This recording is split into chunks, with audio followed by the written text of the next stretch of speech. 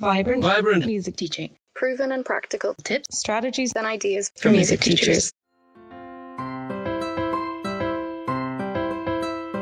You're listening to episode 107 of the Vibrant Music Teaching Podcast. I'm Nicola Canton. This episode is part of our Vibrant Music Studio 101 series, and this building block is called fun. Hey there, lovely teachers. Welcome back to the podcast. The building block for this week will come as absolutely no surprise to any of you who have listened to the podcast or read the blog or been a member of VMT for any time at all. It's all about fun. This word fun can sometimes rub people up the wrong way. So if you are new to the podcast and you're not sure what this is all about, or you're seeing the word fun and thinking, my gosh, they're straying from education and they're trying to jazz everything up and make everything sparkle so that it's not even work anymore? No. Let me explain a bit about what fun actually means. It doesn't mean that things don't get done. It doesn't mean that so much is about fun that there's no real progress being made, or that there isn't a plan around it. In fact, it means quite the opposite. Around here, around VMT, we plan fun so that we can get the work done. It's one of our core scaffolding pieces inside Vibrant Music Teaching. Because fun can actually do the work for you. When you make your lessons more fun, when you use gamified strategies and creative activities to teach, your students actually learn better. And that's why it's so valuable, and that's why it had to be one of the foundational building blocks for this foundational series. So when we talk about fun with our students, we're talking about activities that are more engaging for them. We all know that kids are meant to play, right? They're built for it. They do it instinctively. It's what they're all about. And so when we make things more fun, more based on play, we make them more engaging for our students. This can help you to develop relationships with them, like we talked about in the last episode. So when you're having fun together, you're naturally building that relationship, which is also going to make it easier for them to learn and easier for them to stick with lessons long term. It's also going to make lessons go by faster for you and mean that you enjoy more of your day and are more fulfilled by your work.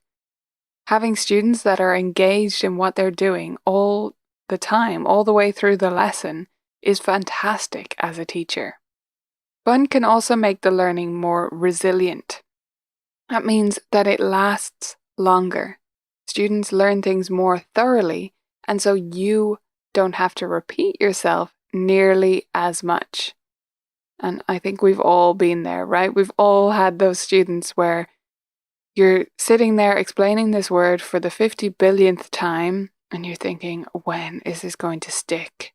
Or is there even a point explaining this again? Whenever you're thinking that, you need a new strategy, right? It's not the student's fault. It's yours. You need a new strategy for teaching them.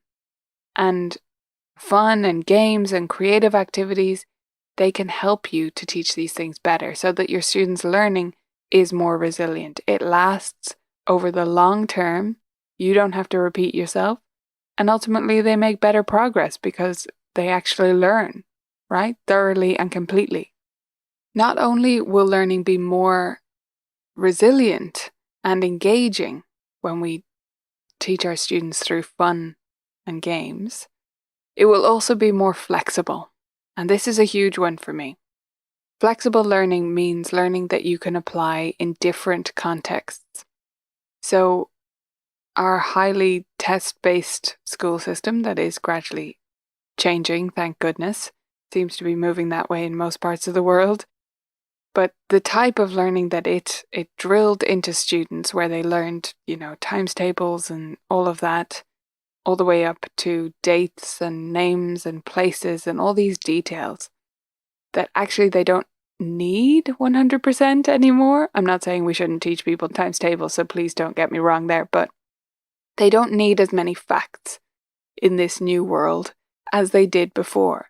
Our education system was built to create factory workers for an industrial system that doesn't exist anymore. It was built to create people that obey rules and can memorize things so that they can use them. But guess what? We have a phone in our pocket for that. Yes, we still need to learn things, but the emphasis should not be on learning the details, really. It should be on being able to apply that learning in new contexts. This is what we call flexible learning. So that you can take something you learned about X and apply it to Y. Now, how does this apply to teaching music, right? We have a lot of details that we do have to learn off because we can't look up on Google every time we need to name a note. I'm not suggesting that we do.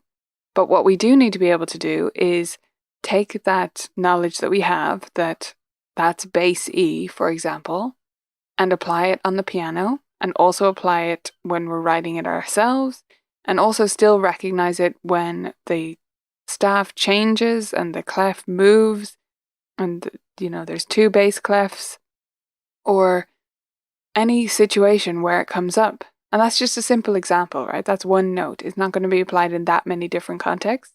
But we've all had students who seem to understand something one place and they can't digest it enough to apply it in the new place.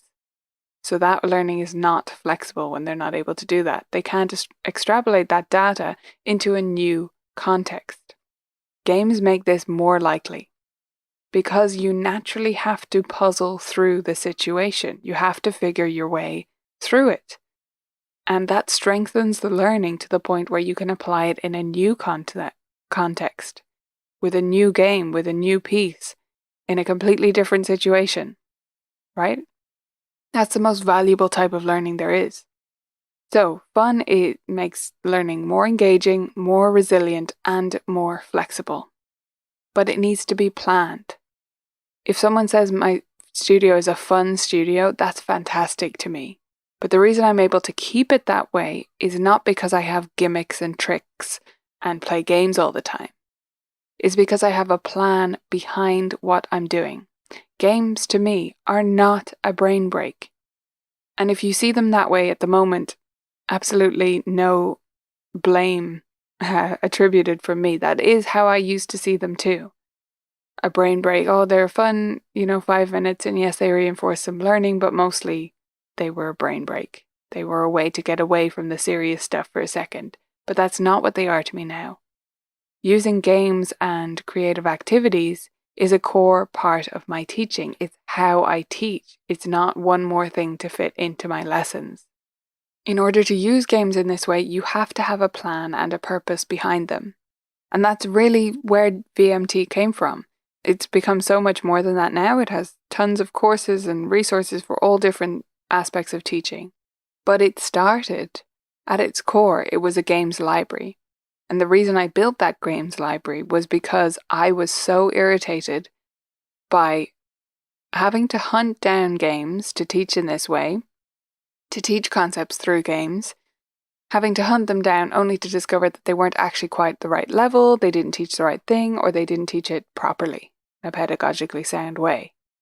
And in that way, free games were not really free. They were taking up so much of my time, and it was really inefficient. So I built Vibrant Music Teaching. That's why I started it.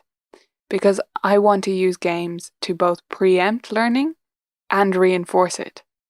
And that's what I'd encourage you to consider doing as well. Not just games, but other fun activities. Lesson activities in general, right?